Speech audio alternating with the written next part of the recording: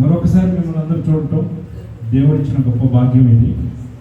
నేను మీ దగ్గర రావడం కాదు, కానీ మిమ్మల్ని చూసే భాగ్యం నాకు ఇచ్చినందుకు దేవునికే వందనాలు. అందరూ బాగున్నారా? దేవుని దైవం, దేవుని స్తోత్రం. వాక్యం చెప్పే ముందు 2 నిమిషాలు మేము చేసే సువార్త గురించి చెప్పాలని ఆశ ఉంది. అందరికి వినిపిస్తుందా? చక్కగా వినిపిస్తుందా? క్రీస్తు రాకడ సువార్త సభలు పెడుతున్నాం నేను దాసు ఇద్దరం కలిసి. ఎందుకంటే మనందరికీ తెలిసిన విషయం ఏంటంటే యేసుక్రీస్తు ఈ భూమి మీద పుట్టి చనిపోయి తిరిగి లేచాడని, మరలా ఆయన తిరిగి వస్తాడని ఆది కాండం నుంచి మొదలుకొని ప్రకటన గ్రంథం వరకు యేసుక్రీస్తు రెండో రాకడ గురించే ఉంది. ఆయన రెండోసారి వస్తాడు, వచ్చి ఏ దేహంలో అయితే పాపంతో నిండిపోయి ఉన్నాయో ఆ దేహాన్ని విమోచన కలిగించి ఆయన రాజ్యంలో తీసుకువెళ్తాడు అనేదాన్ని మేము బోధిస్తున్నాం. ఈ బోధ జరుగుతున్న సందర్భంలో సంఘాలకు వెళ్తున్నప్పుడు చాలామంది ఆత్మీయంగా ఎదుగుతున్నారు. అందరికీ కొత్త విషయాలు తెలుస్తున్నాయి. అంటే మనం ఒక ఊరికి ప్రయాణం అవ్వాలంటే మనకి ఏం తెలిసి ఉండాలి? ఒక ఊరికి మనం ప్రయాణం అవ్వాలంటే ఏం తెలిసి ఉండాలి? ఏం తెలిసి ఉండాలి? మనం ఎక్కడికి వెళ్తున్నామో ఆ స్థలం తెలిసి ఉండాలి. ఆ స్థలానికి ఎలా వెళ్తాం అనేది పాయింట్. నడిచి వెళ్ళొచ్చు, వాహనాలు వేసుకుని వెళ్ళొచ్చు, ఎలాగైనా వెళ్ళొచ్చు. కానీ పరలోకానికి మాత్రం అలా వెళ్ళటానికి కుదరదు. పరలోకానికి వెళ్ళటానికి ఒకే ఒక మార్గము, ఒకే ఒక వాహనము మన ప్రభు అయిన యేసుక్రీస్తు మాత్రమే ఉన్నాడు. ఇది చెప్పడం మాత్రమే మా పని. అందుకనే మేము ప్రతి ఊరు తిరుగుతున్నాం. దేవుడు ఆల్రెడీ మన ఊరికి వచ్చున్నాం, మళ్ళీ వస్తాం. ఇంకా దేవుడు దయ ఉంటే మళ్ళీ వస్తూనే ఉంటాం. హల్లెలూయా. ఇందులో మేము ఒకటి నోటీస్ చేసిన విషయం, అంటే మేము ఒకటి గమనించిన విషయం ఏంటంటే, మేము పెద్ద స్పీకర్లు కావు. దానికన్నా ఇంకో గొప్ప మాట చెప్పాలంటే గొప్ప పాస్టర్లుగా ఉన్నాం. మేము ఎలాంటి పాస్టర్లు అంటే మీలో నుంచి వచ్చిన వాళ్ళు. మీలో నుంచి దేవుడు మమ్మల్ని ఒక మురుకుల్లో నుంచి ఉన్న వాళ్ళని గిలగొట్టి ఆయన రక్తంలో కడిగి బయట నుంచో పెట్టాడు. ఎందుకంటున్నామంటే, ఈ మాట ఎందుకంటున్నా అంటే, ఎవరు రాకడ సువార్త చెప్పట్లేదు. మరి మిమ్మల్ని హెచ్చరించేది ఎవరు? మిమ్మల్ని దారిలో పెట్టేది సంఘ కాపరి ఏం చేస్తాడు? మిమ్మల్ని అందరినీ మంచి భోజనం పెట్టి ప్రతి ఆదివారం మిమ్మల్ని సిద్ధపరుస్తూనే ఉంటాడు. అది తండ్రి పాత్ర. కానీ భయపెట్టే పాత్ర ఇదిగో మా లాంటి వాళ్ళు వస్తారు. ఎందుకంటే మన జీవితంలో 2 విధాలైన మన జీవితాలు ఉంటాయి. 2 భాగాలు మన జీవితంలో. ఒకటి మంచి, మరొకటి చెడు. మంచి ఎంత ఉంది, చెడు ఎంత ఉంది, ఈరోజు తెలుసుకుందాం మనం. సో సువార్థికులు పెద్ద పాస్టర్లు వస్తారు, వచ్చి ఏం చేస్తారు తెలుసా? ఈ చిన్న సంఘాల దగ్గర డబ్బులు తీసుకుంటారు. ఇది వాస్తవం, ఇది నిజం. ఎందుకంటే మేము సత్యంగానే బోధిస్తాం. వస్తారు, వెళ్తారు. నా ప్రశ్న ఏంటంటే, మీ అందరికీ ఆలోచన కలగాలి. వాళ్ళకి సంఘాలు ఉన్నాయి, వాళ్ళకి పెద్ద సంఘాలు ఉన్నాయి. అక్కడ కూడా దేవుడు ఆశీర్వదించి మంచి కానుకలు ఇస్తారు. అవునా? ఇస్తారు కదా. మరలా చిన్న పాస్టర్ దగ్గర, చిన్న సంఘాల దగ్గరికి డబ్బులు ఎందుకు? నా ప్రశ్న మీకు అర్థమవుతుందా? దేనికోసం? సువార్త ఉచితంగా దొరికింది, ఉచితంగా ఇచ్చేయాలి. ఇలాంటి సంఘాలకి వాళ్ళ దగ్గర ఉన్న మర్మాన్ని బోధించి సంఘాన్ని ఏం చేయాలి? మంచి ఉద్యమాన్ని తీసుకురావాలి. ఇది బాధ్యత, ఇది బిజినెస్ కాదు. నాకు తెలుసు అయ్యగారు కూడా అలాగే ఉన్నారు. కాబట్టి మాలాంటి గ్రూప్లో ఉన్నాడు అయ్యగారు కూడా. అందుకే ప్రేమతో మమ్మల్ని పిలిచాడు. సంఘాన్ని బలపరచాలి. ఇది ఒక్కరితో అవ్వదు. ఒక సమూహం కావాలి, ఒక గుంపు కావాలి. ఆ యేసు రక్తంలో కడగబడిన ఒక గుంపు, యేసు క్రీస్తు ప్రేమలో పెరిగిన గుంపు. ఇదిగో మిమ్మల్ని అందరినీ బలం దేంతో బలపరచాలి? ఇదిగో సత్యవాక్యంతో బలపరచాలి. అందుకే అయ్యగారు నన్ను అడగంగానే సెకండ్ కూడా ఆలోచించలేము. మీరు ఫోన్ చేస్తే చాలు సార్, వచ్చి పడిపోతాం ఇక్కడ. ఇదిగో వచ్చాం ఇక్కడ. ఎలా వచ్చేది తెలుసా? అయ్యగారు మమ్మల్ని ప్రేమించో, లేకపోతే మా టాలెంట్ చూసో, ఇంకోటి చూసో పిలవలే మమ్మల్ని. దేవుని ప్రేమతో పిలిచాడు. మా ఇద్దరి మధ్య, మా టీం మధ్యలో ఉన్నది ఏం తెలుసా? ప్రభువైన యేసుక్రీస్తు బ్రిడ్జ్. ఆయన ప్రేమ మేము దగ్గరికి నడిపించింది. యేసుక్రీస్తు ప్రేమ ఎవరినైనా మార్చేస్తుంది. ఎంత కఠినాత్ములైనా యేసుక్రీస్తు ప్రేమ మార్చేస్తుంది. అందుకే దేవుడు మిమ్మల్ని చూసే గొప్ప భాగ్యం మాకు కూడా ఇచ్చాడు. హల్లెలూయా. ఈ విషయం మీరందరూ బాగా గుర్తుపెట్టుకోండి. కాపర్లు, పాస్టర్స్ ఊరికినే పుట్టరు, ఇక్కడికి ఊరికినే వచ్చారు. దేవుడు ఎంచుకుంటారు వాళ్ళు. ఎంతో గొప్ప భాగ్యం తెలుసా? దేవుని ప్రణాళికలో, దేవుని ప్లాన్లో నువ్వు అయ్యగారు కూడా ఉన్నారు. ఇది చిన్న విషయం కాదు. ఇది ఇంకోటి రావాలి, కానీ రాలేదే కదా. మీకు అర్థమవుతుంది నేను చెప్తుంది. సో దేవుని ప్రేమలో సేవకులు ఆయన ప్రణాళికలో ఉన్నారు కాబట్టి సహవాసం అనేది ఏర్పడుతుంది. ఈ సహవాసం పేరే మంచి అని నేను టైటిల్ ఇస్తున్నా. ఏంటిది? మంచి. హల్లెలూయా. ఆదికాండం 3వ అధ్యాయం 3వ వచనానికి వెళ్దాం. ఆదికాండం 3వ అధ్యాయము 3వ వచనం. అయితే తోట మధ్యనున్న చెట్టు ఫలమును గూర్చి దేవుడు మీరు చావుకుంటున్నట్లు వాటిని తినకూడదనియు వాటిని ముట్టకూడదనియు చెప్పినని సర్పంతో అని. ఈ వాక్యం వింటున్నప్పుడు 2 విషయాలు కనిపిస్తున్నాయి. ఏమున్నాయి? తోట మధ్యలో ఏమున్నాయి? చెట్లు అన్నీ ఉన్నాయి. అందులో ఒక చెట్టు ఒకటి ఉంది. మీ అందరికి తెలిసిన వాక్యమే కదా ఇది.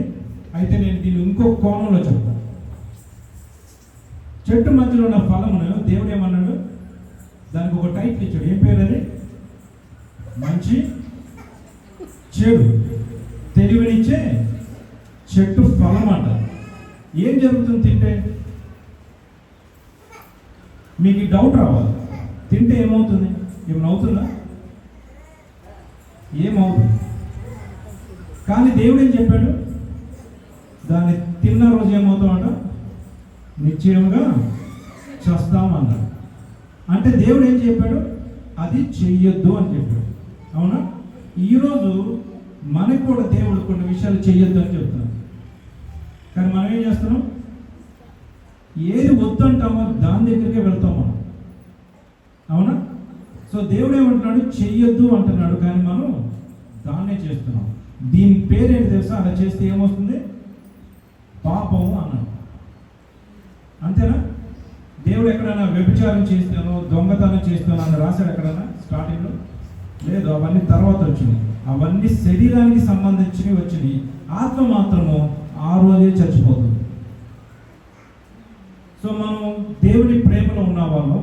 దేవుడు మనల్ని ప్రేమించి మనకేమిచ్చాడు? అసలు గొప్ప గిఫ్ట్, ఆదరణకర్తను పంపించాడు ఈ భూమి మీద. ఒక ఇజ్రాయెల్ ప్రజలు కూడా లేని గొప్ప భాగ్యము సంఘానికి, అంటే మనకే ఉంది. ఏముంది మనకి? ఆదరణకర్త. ఆదరణకర్త ఎక్కడున్నాడు ఇప్పుడు? గాల్లో ఉన్నాడా? ఎక్కడున్నాడు? మన లోపల ఉన్నాడు. ఎక్కడున్నాడు? మన లోపల. మీ ఒక్కరి హృదయంలో ఉన్నాడు. అందరి హృదయంలో ఉన్నాడు. ఉండి ఏం చేస్తున్నాడు? ఇదిగో మిమ్మల్ని ఇక్కడ కూర్చోబెట్టు. లేకపోతే ఇక్కడ వస్తారా మీరు? ఛాన్సే లేదు. ఇక్కడికి రాని వాళ్ళు చాలా మంది ఉన్నారు బయట. అంటే అర్థం ఏంటి? వాళ్ళు పరిశుద్ధాత్మ దేవుడు లేడు. ఉన్న ప్రతి ఒక్కరు ఇక్కడ ఉన్నారుగా. అయితే మనం ఏం చేయాలి? మంచి వైపు ఉండాలా, చెడు వైపు ఉండాలా? 6వ వచనం చదవండి. అదే అధ్యాయంలో స్త్రీ వృక్షము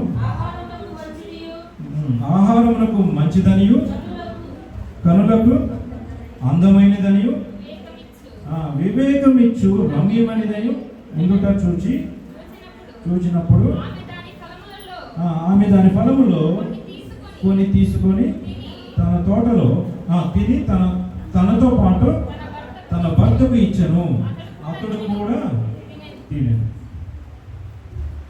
ఈ వాక్యం చదువుతున్నప్పుడు నాకు చాలా విషయాలు దేవుడు ఒక గొప్ప మర్మంగా చూపించాడు. ఆత్మీయ అర్థాన్ని చూపించాడు. ఏంటి అర్థమైందంటే అసలు ఎందుకని దేవుడు మంచి చెడు అనే ఫలాన్ని పెట్టాలి? ఎందుకు పెట్టాలి? అది లేకపోతే మనం పాపం చేయగలం. ఈ ప్రశ్నలు మనకి రాలా? ఎలా ఎప్పుడు వస్తాయి తెలుసా? అవి మనం భయంకరమైన బాధలో ఉన్నప్పుడు వస్తాయి, మన ఆత్మీయ స్థితి కృంగిపోతున్నప్పుడు వస్తుంది, మనం డీప్ డిప్రెషన్లోకి వెళ్తున్నప్పుడు ఏమొస్తుంది తెలుసా? ఇవే వస్తాయి. అసలు ఎందుకు మేము పుట్టకపోతే ఈ బాధలు ఉండవు కదా. నేను చాలాసార్లు అనుకున్నాను, అనుకోకుండా మనిషే లేడు అసలు. అందరూ అనుకుంటారు అసలు ఆ చెట్టు పెట్టకపోతే అసలు ఈ గొడవే లేదు కదా. మరి పరలోకంలో లూసిఫర్ ఏం తప్పు చేశాడు?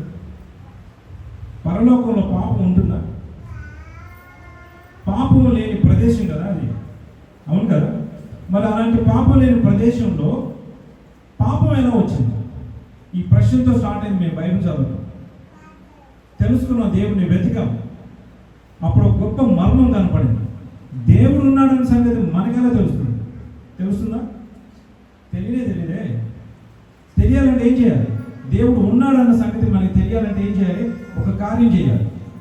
అందుకు పెట్టాడు మంచి చెడుని ఫలాన్ని, అవునా? సో అలా పెట్టిన దేవుడు లూసిఫర్ని దెయ్యంగా మార్చేశాడు. ఎందుకని? లూసిఫర్ ఏం చేశాడు? ఏమైనా చేశాడా? ఫలం ఏమైనా తిన్నాడా? మనసులో ఒకే ఒక్క మాట అనుకున్నాడు, నేను ఆ పర్వతము ఎక్కిపోదాము అనుకున్నాడా? అనుకోమని ఏమయ్యాడు? ఆ ఆలోచన లూసిఫర్లకు ఎలా వచ్చింది? సాక్షాత్తు దేవుడే ఆయన పరీక్షించడం మొదలుపెట్టాడు. ఆ మర్మం మాకు అర్థమైంది. దాని పేరే పరీక్షించడం. సాతాను ఏం చేస్తాడు? టెంప్ట్ చేస్తాడు, ఆకర్షిస్తాడు. ఇప్పుడు అవ్వను ఎలా ఆకర్షించాడు? ఆ పండు చాలా రమ్యంగా కనపడుతుందట, అందంగా కనపడుతుంది. వెంటనే ఏమనిపించింది మనకి? పట్టుకొని తిందాం అనిపిస్తుంది. అంటే అర్థం ఏంటది? ఆకర్షిస్తుంది పాపం. కానీ పరీక్ష మనిషిని మారుస్తుంది. మీరు పరీక్ష ఎదుర్కొన్నారా? మీ రోజు మీ ఇంట్లో మీ ఒంట్లో పరీక్ష ఎదుర్కొన్నారా? మీకు తెలుసా మీరు పరీక్ష పడుతున్నారని? తెలియదు మీకు. అలా చేస్తాడు పరిశుద్ధాత్మ దేవుడు. కానీ మీరు ప్రతిరోజు పరీక్ష ఎదుర్కొంటూనే ఉన్నారు. ప్రతి సెకండ్ కూడా చెడు నుంచి మంచి వైపుకి, చెడుని ఓడగొట్టి మంచిని గెలిపించడానికి మీరు ప్రతిరోజు కృషి చేస్తూనే ఉన్నారు. అది మీకు తెలియదు ఆ విషయం. ఎలా? ఒకరోజు బాప్తిజం తీసుకోక ముందు మనం ఏం చేసాం? అన్నీ పాపాలే. సినిమాలు చూసాం, నాటకాలు చూసాం కదా.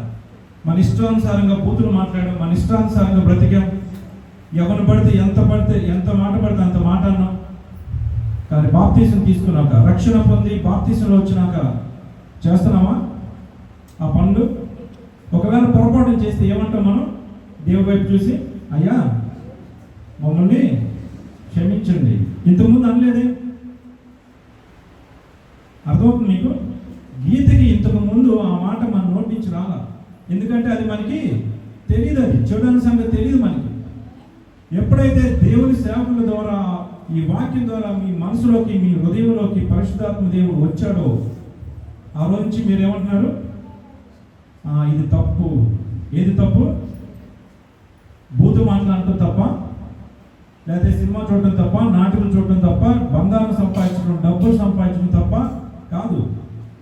దేవునికి ఇది ఇష్టం లేదు.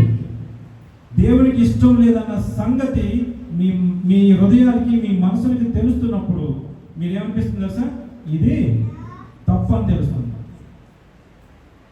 అందుకే ఆదాముకి ముందే దేవుడు వార్నింగ్ ఇచ్చున్నాడు. ఏమని? పండు తినొద్దని. కానీ ఏమైంది? పండు రమ్యంగా అయింది, తప్పు జరిగిపోయింది. ఆ రోజు ఏం తెలుస్తుంది దానికి? ఏ తోట అయితే ఇచ్చాడో ఆ తోట నుంచి గింటే పడ్డారు. దేవుడు రక్షణ నుంచి వాళ్ళు ఏమయ్యారు? గింటే పడ్డారు. ఇప్పుడు ఏం తెలియాలి? దేవుడు ఉన్నాడని తెలిసింది వాళ్ళకి. మరి దేవుడికి మాకు ఇంకో ప్రశ్న కూడా వచ్చింది. మరి దేవుడు ఎందుకని లూసిఫర్ని వదిలేశాడు? వాడిని బంధించావు, లేకపోతే వాడిని చంపేస్తావు, అంతం చేస్తే మనకి ఇన్ని కష్టాలు రావు కదా. వాడు రోజు మనల్ని ఎందుకు శోధిస్తూ ఉంటాడు? మీకు ఈ ప్రశ్న వచ్చిందా? మీకు డౌట్ వచ్చింది ఇది. మంచి అని తెలియాలంటే మనకేం తెలిసి ఉండాలి? ఇది మంచిది, పరిశుద్ధ గ్రంథం ఉంది, ఇది మంచిది అని తెలియాలంటే మీకేం తెలిసి ఉండాలి? ఇదే బైబిల్ ఉన్న గొప్ప మర్మం ఈరోజు తెలుసుకోండి. మంచిది అని తెలియాలంటే మనకు ఇంకోటి తెలిసి ఉండాలి. ఏంటది? చెడు అనే విషయం తెలియాలి. చెడు తెలిస్తేనే మీకు మంచి తెలుస్తుంది. చెడు తెలియకుండా ఇది మంచిదని ఎలా తెలుస్తుంది? అందుకే ఉంటుంది, మేడి పండు చూడు మేలమై ఉండు. చూడటానికి ఎలా ఉంటుందని? చక్కగా నీట్గా ఆకర్షిస్తుంది. ఎప్పుడైతే దాన్ని కట్ చేస్తాం ఏమవుతుంది? పురుగులు ఉంటాయి. పురుగులు ఉన్నాయని మీకు ఎలా తెలుస్తుంది?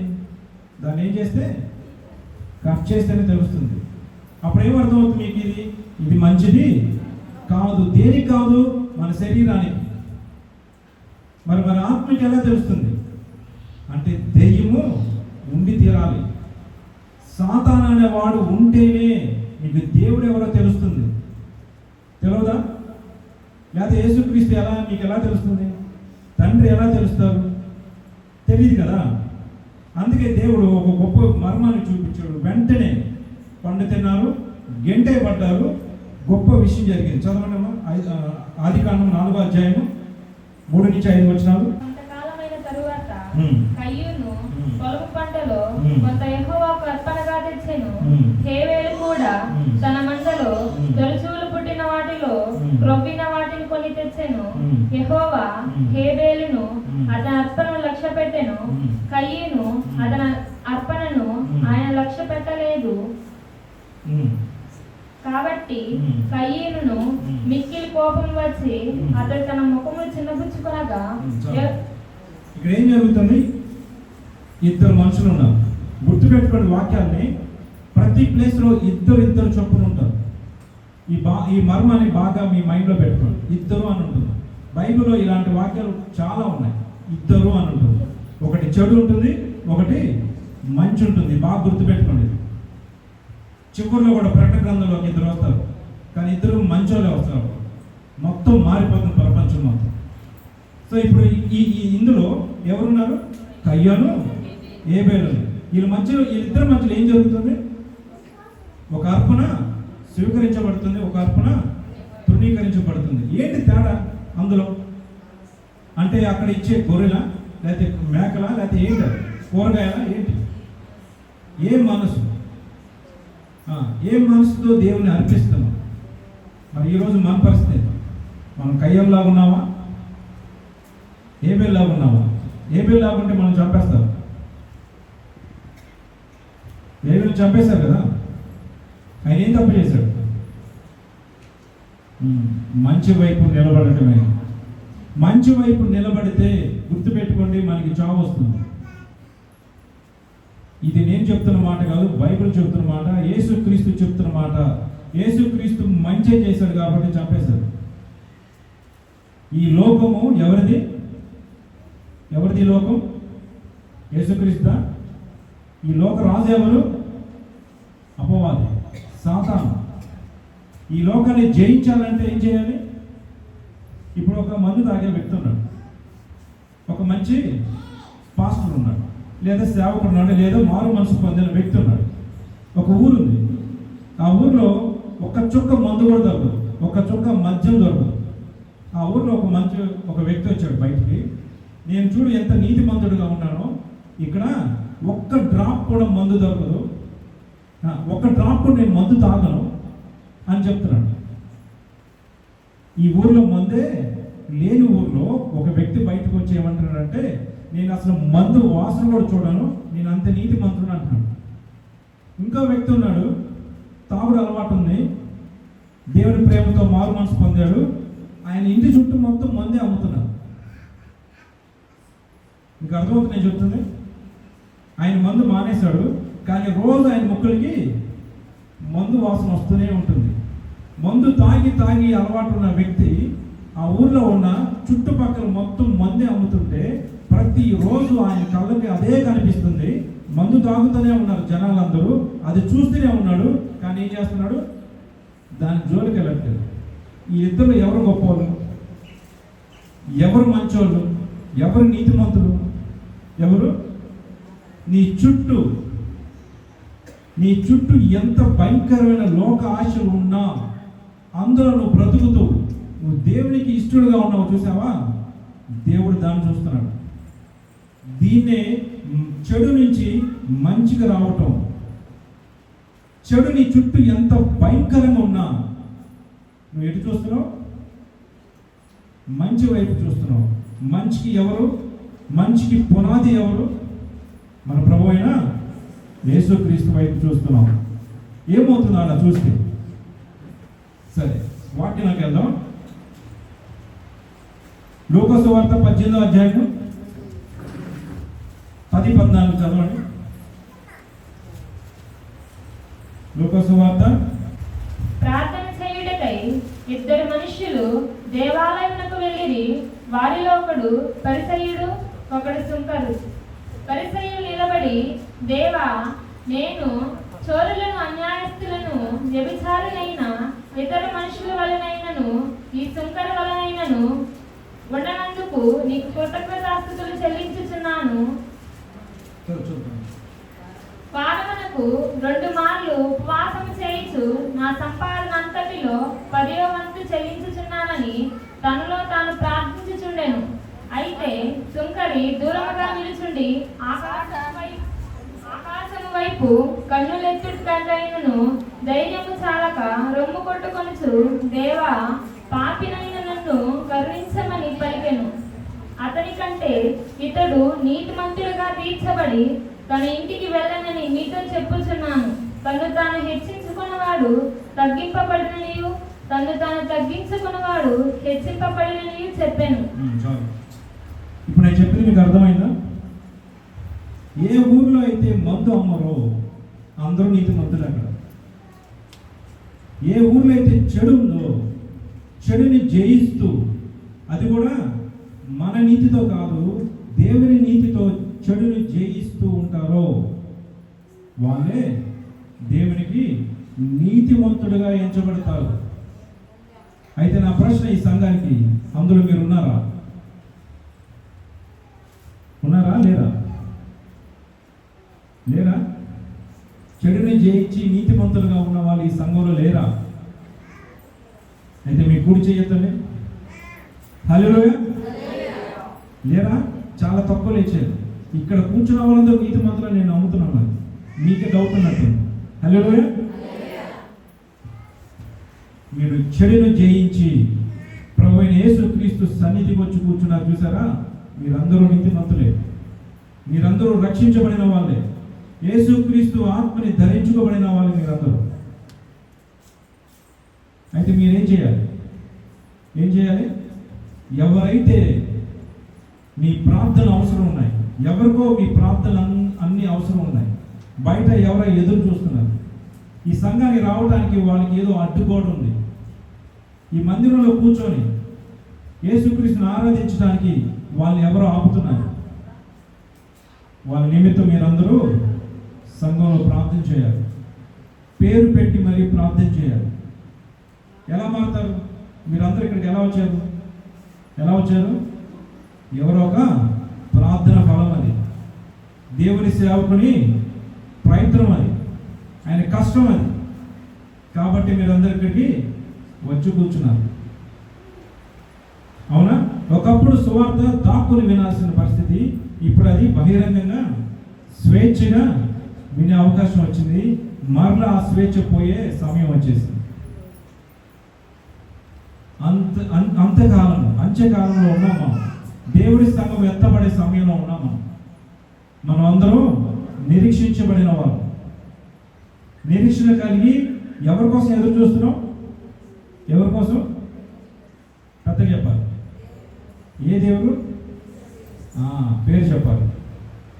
పేరు కలిగిన దేవుడు మన దేవుడు కదా. అతి సుందరమైన పేరు, మహోన్నతుడైన పేరు. అది అన్ని నామముల కంటే పైనామము. ఎలా చెప్పాలి? గర్వంగా చెప్పాలి అది. హల్లెలూయా. మన ప్రభువైన యేసుక్రీస్తు నామానికి మహిమ కలుగును గాక. అది ఇది దేవునికి మహిమ, మనకి కాదు. మనం చెడుని జయించి మంచిలో ఉంటున్నాం, కానీ చెడు ఎప్పుడు మన వెంటే వస్తూనే ఉంటుంది. రాదా? ఇద్దరు వ్యక్తులు ఉన్నారు, ఎలా ప్రార్థన చేస్తున్నారు? దేవుడు ఏం చూస్తాడు? పశ్చాత్తాపాన్ని చూస్తాడు. పశ్చాత్తాపం ఎలా వస్తుంది? మనము పాపం అన్న విషయం తెలుస్తుంది. మనం పాపం అనే విషయం ఎప్పుడు తెలుస్తుంది? ఎప్పుడు తెలుస్తుంది? మనం శిలువ వైపు చూస్తే తెలుస్తుంది. ఎందుకని? ఏ పాపం ఎరిగిన వ్యక్తి ఆ శిలువలో చనిపోయాడు. ఎవరి నిమిత్తం? ప్రపంచం నిమిత్తం, అందులో మనం కూడా. అందరి నిమిత్తం మన పాపాలని దేవుడు శిలువలో మోసేశాడు. అందుకు తెలుస్తుంది మనం పాపులు అని. మనం ఉండవలసిన ప్రదేశం దేవుడు ఉన్నాడు కాబట్టి. అవునా? అయితే దేవుడికి మనం ఎంత కృతజ్ఞత ఉండాలి, దేవుడి వైపు మనం ఎంత నిజాయితీగా ఉండాలి, ఆయన ప్రేమకి మనం ఎంత లొంగిపోయి ఉండాలి. దేవుడు ఏమి ఇష్టపడుతున్నాడు? ఎలా ఇష్టపడుతున్నాడు? ఈ తల ఆయన ముందు వంగి ఉండాలి. ఎందుకని? ఆయన ఎవరు? ఈ సృష్టికర్త. ఆయన రూపంలో మనల్ని చేశాడు. ఆయన ముందు ఎలా ఉండాలి? మనం రొమ్ము చూపిస్తామా? ఈ మోకాలు వంగాలి, ప్రభువా ఈ నోరు పలకాలి, ఈ తల ఆయన ముందు వంగాలి. అలా ఊగితే దేవుడు ఏమన్నాడు తెలుసా? అయితే నువ్వు చివరున్నావు కదా, అయితే నా ముందు ఉంటావు అన్నాడు. హల్లెలూయా. అందుకే తను తాను తగ్గించుకోబడిన వాడు ఎక్కడుంటాడు తెలుసా? ఈ భూమి మీద కాదు ఉండేది, పరలోకంలో ఉంటాడు. అక్కడ ఏముంటాడు తెలుసా? దేవదూతల ముందు ఇదిగో నా బిడ్డ అని అక్కడ ఘనత వస్తుంది మనకి. ఆ వాక్యానికి అర్థం అది. ఈ భూమి మీద కాదు వచ్చేది, ఘనత ఎక్కడ వస్తుంది? దేవుని సన్నిధిలో, పరలోకంలో. మీరందరూ ఉండాలని ఆశపడుతున్నారా? అయితే మీరు ఏం ప్రార్థన చేస్తున్నారు? దేవుని ఏం అడుగుతున్నారు? ప్రభువా మాకు ఇల్లు ఇవ్వండి, ప్రభువా మా పొలాలు పండించండి, ప్రభువా మాకు ధనాన్ని ఇవ్వండి. అన్నీ ఇవ్వటమే. అది ఇవ్వండి, ఇది ఇవ్వండి, ఇదే అడుగుతున్నాం రోజు. మనం ఏం అడగాలి? ప్రభువా మీకేం కావాలి? అడిగారా? నాకు తెలిసి అడగరు. సమస్య లేదు దాంట్లో. మేము మీలాంటి వాళ్ళే, అక్కడి నుంచి వచ్చిన వాళ్ళే. మాకు తెలుసు, మేము కూడా అలా అడిగిన వాళ్ళే. ఒకరోజు మేము అడిగాం, ప్రభువా మా ప్రాణాలు కాపాడారు, మమ్మల్ని మనిషిగా చేశారు, మీకు ఇష్టలుగా చేశారు, అయితే మేమేం చేయాలి మీ గురించి? ఇదిగో మా దాసు అడిగాడు, నేను అడిగాను. మరణ పడకలోకి తీసుకెళ్ళి దేవుడు మమ్మల్ని బ్రతికించి బయటికి తీసుకొస్తే దేవుని ఒకే ఒక మాట అడిగాం, ప్రభు అయితే మేమేం చేయాలి? పౌలు కూడా ఇదే అడిగాడు. ఏమడిగాడు? ఎందుకు పౌలా నన్ను హింసిస్తున్నావు అంటే, నువ్వెవడివి అని అడిగితే, ఇదిగో నువ్వు హింసిస్తున్నా క్రీస్తును నేనే. వెంటనే ఏమడిగా తెలుసా? అయితే నేనేం చేయాలి? నాకేం కావాలని అడగల పౌలు. ఏమడిగాడు? నేనేం చేయాలి? అయితే పద, నీకు నీ పేరుని సువర్ణాక్షరాలతో రాపిస్తా. ఇదిగో ఈ పరిశుద్ధ గ్రంథంలో ఉన్న ఈ పేరు 14 పుస్తకాలు రాయించాడు ఆయన చేత. మనకే రిప్రజెంటేట్ చేశాడు. అంటే మన తరఫు నుంచి మనల్ని ఆయనకి దగ్గర చేయడానికి ఒక హంతకుని తీసుకొచ్చాడు దేవుడు. అందుకే పౌలు గొప్ప మాట అన్నాడు, పాపుల్లో మొదటి వాడిని. అయితే నేను 2 3. అందుకే మేము ప్రతి సంఘానికి తిరుగుతున్నాం ఈ విషయం చెప్పడానికి. ఘోర పాపినైనా దేవుడు ఏం చేస్తాడు తెలుసా? చాలా ప్రేమతో క్షమిస్తాడు. హల్లెలూయా. ఆ ప్రేమకి మనం అందరం దాసులు అవ్వాలి. మనం పేరు పెట్టుకుంటే సరిపోదు దేవుని దాసులు అని. ఆ పేరుకి వాల్యూ ఉండాలి. మనందరం చేసే దౌర్భాగ్యం పని ఏం చేస్తా? మన బైబిల్లో మంచి మంచి పేర్లు వెతికి మరీ పెడతాం పిల్లలకి. ఒక్కరోజు కూడా బైబిల్ ఇచ్చి చదివించాం. ఇదే దౌర్భాగ్యం. ఆ పేరుకి వాల్యూ ఉంది బైబిల్లో, దాన్ని సర్వనాశనం చేస్తాం. అర్థమవుతుంది మీకు? బైబిల్ ఆ పేరుకి గొప్ప స్థానం ఉంది, కానీ ఒక్కరోజు కూడా ఆ స్థానాన్ని మనం నిలబెట్టలేం. ఇది దౌర్భాగ్యం అంది. అయితే ఈరోజు మానేద్దామని ఆ పేరుకి న్యాయం చేయాలి. ఎందుకంటే ఆ పేర్లన్నీ పెట్టించింది దేవుడే కాబట్టి.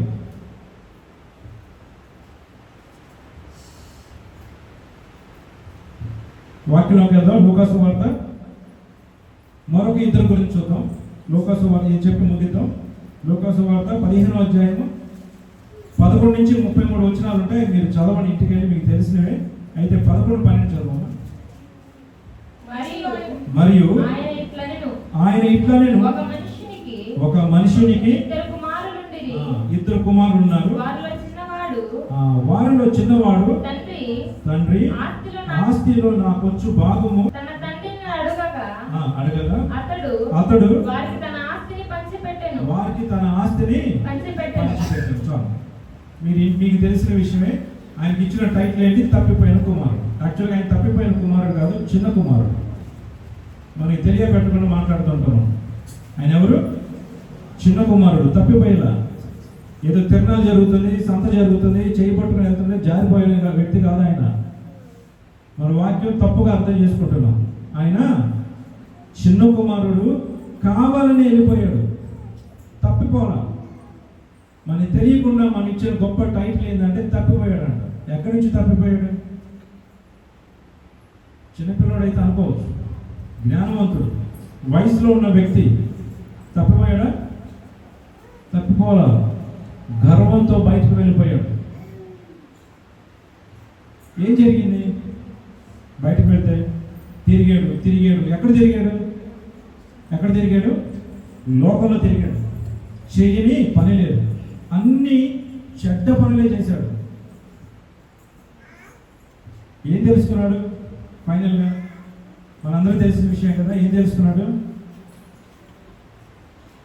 చేతిలో డబ్బులుంటే మనం కూడా మాటినాం. వింటామా? ఎలా చూస్తాం?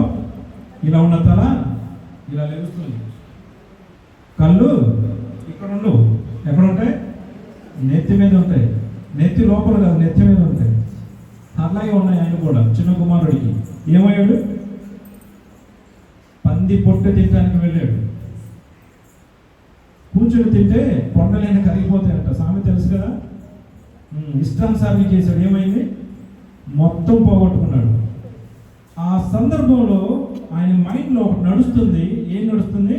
నా తండ్రి ఇంట అనేకమైన పని వాళ్ళు ఉన్నారు, సమృద్ధమైన ఆహారం ఉంది, నా గతేంట్రా బాబు అని అనుకుంటున్నాడు. అంటే ఏం కనిపిస్తుంది ఆయనకి? మంచి కనిపిస్తుంది. ఆ మంచి వాల్యూ తెలియాలంటే మన చెడులో ఉండే తీరాల్సిందే. ఈ భూమి మీద ప్రభువైన యేసుక్రీస్తు తప్ప డైరెక్ట్గా మంచిగా ఉన్న వ్యక్తి ఈ భూమి మీద ఇంకెవరు లేరు. ఎవరైనా ఉన్నారా? లేరు, ఎవ్వరూ లేరు. అందుకే ప్రభువైన యేసుక్రీస్తు చెడుని భయంకరంగా ద్వేషిస్తాడు.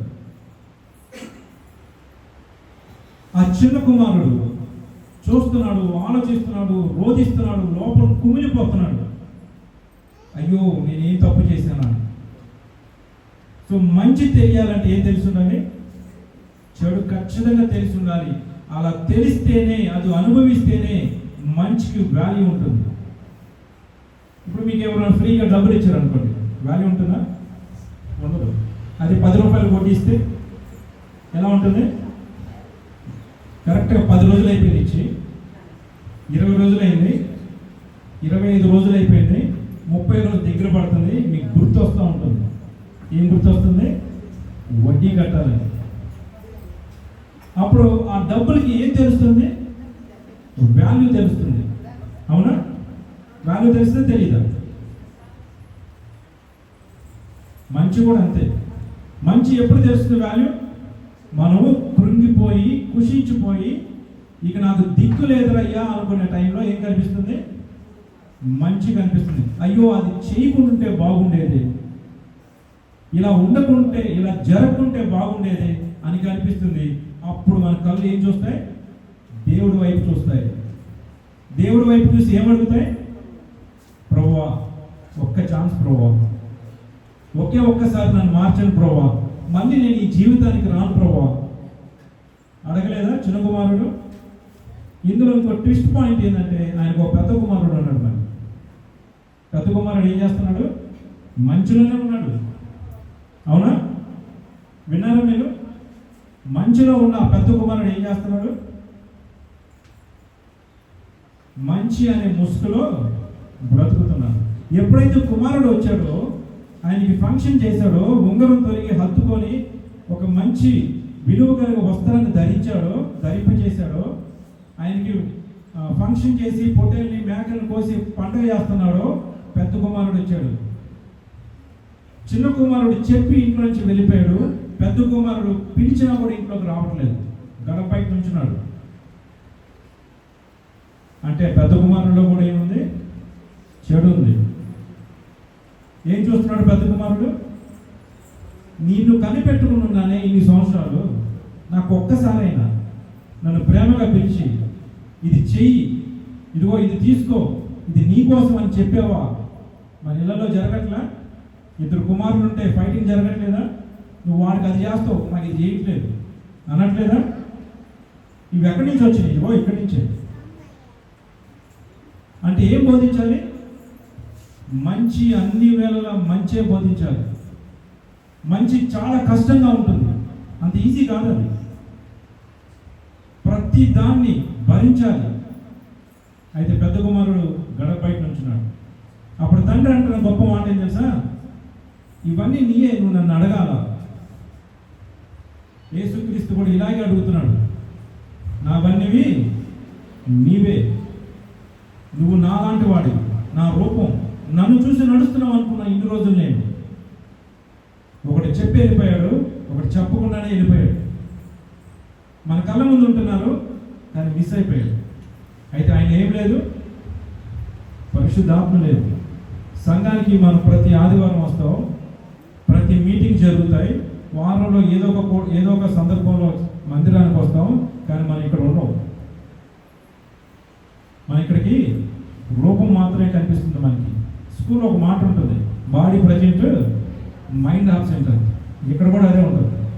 ఎందుకు తెలుసా? వాక్యం చెప్తున్నప్పుడు కూడా మీరు మాట్లాడుకుంటారు. ఇదే దౌర్భాగ్యం అండి. మీరు అనుకోవచ్చు, ఎవరు చూస్తున్నాడు అని. నేను చూడకపోవచ్చు, బ్రదర్ అయ్యగారు చూడకపోవచ్చు, ఎవరు చూడకపోవచ్చు. గుర్తుపెట్టుకోండి, ఒక నేత్రం పైనుంచి చూస్తుంది. ప్రతి విషయం రాస్తుంది అక్కడ. ఆ జీవ గ్రంథంలో మీ పేరు లేకపోతే, నా మాట మళ్ళీ గుర్తుపెట్టుకోండి, నరకం మీకోసం ఎదురు చూస్తుంది. 90% ఎవరు నరకానికి వెళ్ళరు, ఖచ్చితంగా వెళ్ళి తీరరు, అందులో డౌట్ లేదు. కానీ 10% ఛాన్స్ ఉంది. ఏంటి తెలుసా?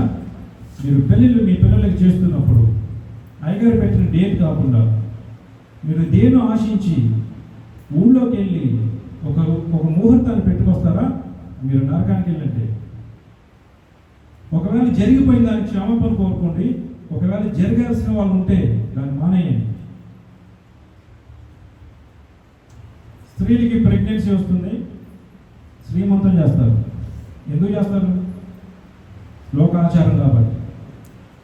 మరి అయితే చర్చికి రావద్దు, బైబిల్ పట్టుకోవద్దు, బైబిల్ చేయమని చెప్పట్లేదు.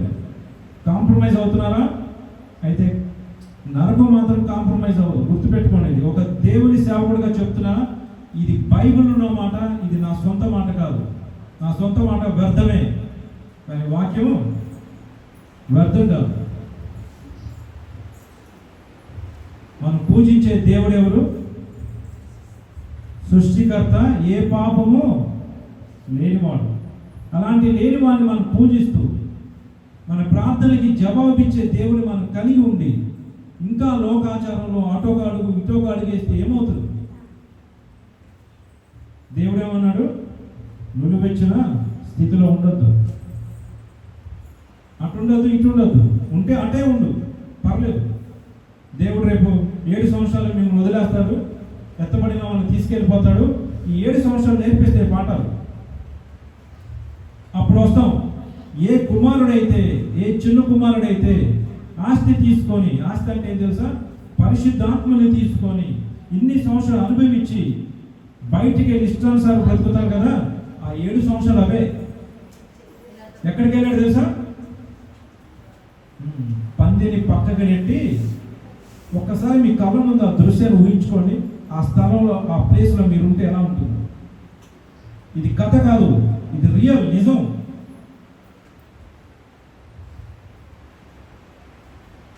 వాక్యానికి లోబడండి, దేవుడు ఇష్టపడతాడు. ఆయన ప్రేమకి తలంచండి, ఇష్టపడతాడు. ఆయన చేసిన త్యాగాన్ని అనుభవించండి, ఆయన మిమ్మల్ని దగ్గర చేర్చుకుంటాడు.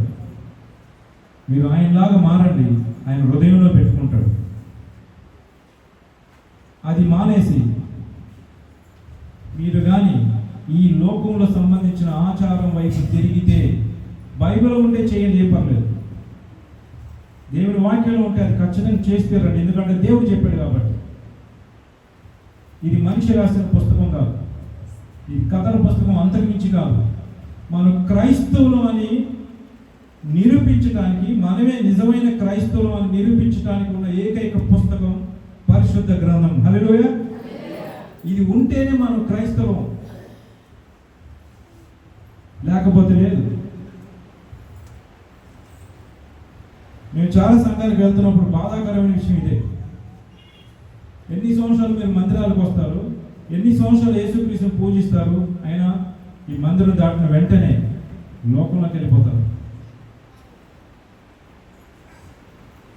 బైబిల్ ఒక స్టైల్గా పట్టుకొచ్చే గ్రంథం కాదు అది. పక్కన వాళ్ళు చూసి నేర్చుకోండి. వాళ్ళు దీన్ని ఎక్కడ పెడతారో తెలుసా? నెత్తి మీద పెట్టుకుంటారు. మనం ఇష్టానుసార ప్లేస్లో పెడతాం దీన్ని. మన ఇష్టం అయిపోయింది ఇది. మన సిలువ బొమ్మను పెట్టుకుంటాం, దానికి మొక్కుతాం. దేవుడు దానికి మొక్కవద్దు అన్నాడు. మొక్కాల్సింది ఏంటి తెలుసా? ఆయన వాక్యానికి మాత్రమే. వాక్యమే దేవుడు.